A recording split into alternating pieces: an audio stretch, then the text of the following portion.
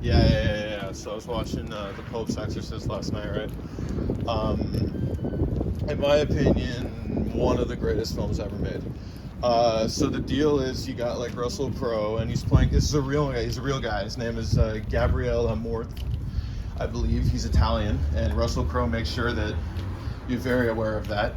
And he's riding around on this like Vespa, and he just like drives around from like exorcism to exorcism on this like giant white Vespa. And so like, I guess the church though, like because this movie takes place in like 87, and I guess the heyday of exorcising people was like 10 years before that. But like all these like priests, he does an exorcism, but then he's like, was the beginning of the movie, was the kid actually possessed? It might have not, it might have been a fake one, I don't remember. But anyway, what's great about it, right, is that there's this like kind of like thing where like it's almost like a cop movie where like the Pope is like calling him in to do exorcisms, but then there's this like subset of like cardinals, and they don't like the Pope's exorcist. They're like, nah, we don't like you, Pope's exorcist. You cause too much trouble, Pope's exorcist. And Russell Crowe is like, I do exorcism, you don't like it. That sounded like Watto. It didn't sound like Italian, but he's Italian. And he goes like, I do the exorcism, you don't like it. You take it up with my boss. And then he points upwards, like to God, which is like an amazing scene. And they're just like, Pope's exorcist, we don't like you. And then he goes to talk to the Pope, and he's like, these young priests, they don't know evil. And the Pope goes, we did too good a job. Evil is not something that they visualize. It is something that they think is a metaphor. But we know that the devil is real. And then he's like, amen, Father. And then he goes to this place, right? So this is where it gets kind of crazy, right? Because then there's kind of this like somewhat rote exorcism story going on around Russell Crowe in this insane performance. But what happens is he goes to this place, right? He goes to like a field, or like a property, sorry, I should say. So anyway, so there's this kid, and he's possessed, obviously. And like it's like a really like fucked up possession. And like Russell Crowe is like comes down there because the kid is all like, give me the priest.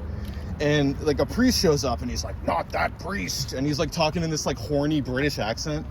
And he's like, oh, the priest is here. But he's like, that's the wrong one though. And then like the Pope calls Russell Crowe in, and he goes, this place has given us trouble before. Go there. And he goes there, and then the kid just starts being like, you made a woman kill herself. And Russell Crowe is like, all right, the devil's here. Yeah. And so he starts investigating, and he like realizes that this place was actually where they hid the bodies of the people who wouldn't convert during the Spanish Inquisition. But then he realizes that the head priest of the Spanish Inquisition was actually possessed by the devil, and his name is Asmodeus, because once you know his name, you have power over him. And I was just losing my mind, because they're saying that actually the devil did it, so the church isn't to be held responsible for any of that real world shit that they did in like 1980 whatever. And what's really crazy is I think that initially this was probably one of those like pure flicks, like it was probably like a real script for like a devout Christian, and then Russell Crowe read it and was like, oh, it's garbage, mate. And then he like was like, I'm gonna do a crazy Nick Cage-esque thing, and the director was like, yeah, I'm into that. And they just like amped it up, so you have this crazy kind of B-movie thing like going over like this like actual like kind of like religious kind of story. But then like Crowe like comes into the scene, and he's like throwing skulls at people, and he's just like eating pasta, and like I don't know if he actually does that in the movie, but it wouldn't surprise me.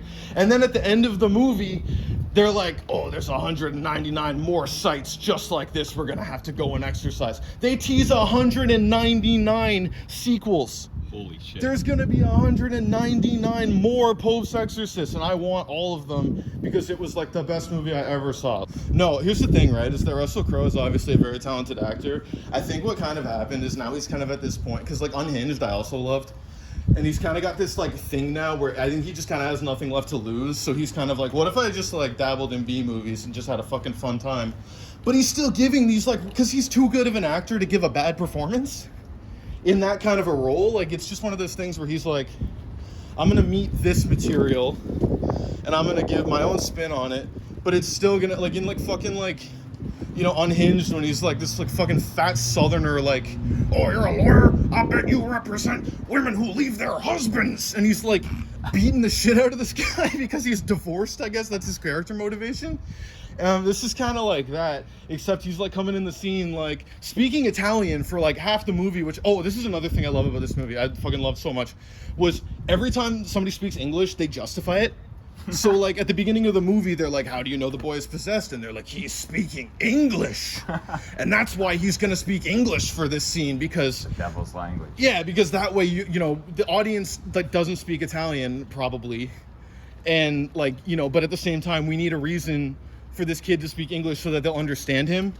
But, like if everybody was just speaking English, I guess everyone would be like, this is Italy, why aren't they speaking Italian? This is a highbrow film. And so, like... They have to do, so like everyone's like, he goes to the meeting with all those priests that, like, you know, chew him out and want him to like turn in his like badge, like his cross and like his, you know, collar or whatever, and like, you know, they'd be like, you Pope's exorcist, I want it on my desk. And they're like, but he walks into the room and they're like, we all agree that we'll do this meeting in English. And they're just like, yes, we agree. And I'm like, why would they do it in English? It's the Vatican.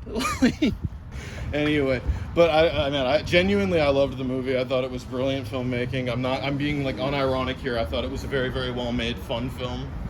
It looks great. It's not scary, but I don't know if it's supposed to. Like, I got kind of just like the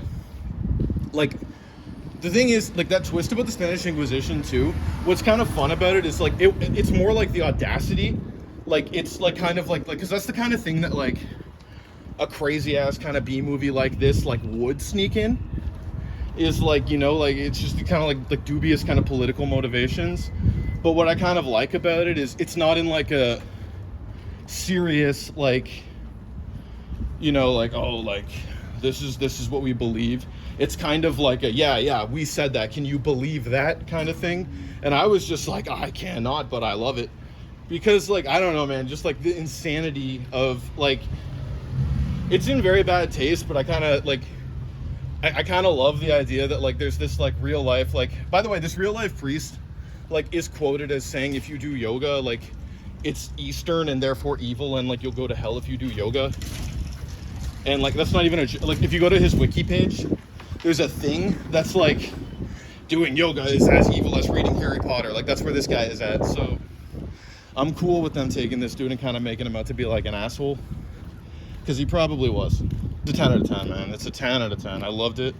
I'm gonna watch it again easily 10 more times. Yeah, I'm excited to watch it again, honestly, and I really genuinely do hope they make those 199 sequels, because I'll be there. I wish I could have seen this one in a theater. I missed it, and I'll have to carry that burden the rest of my life.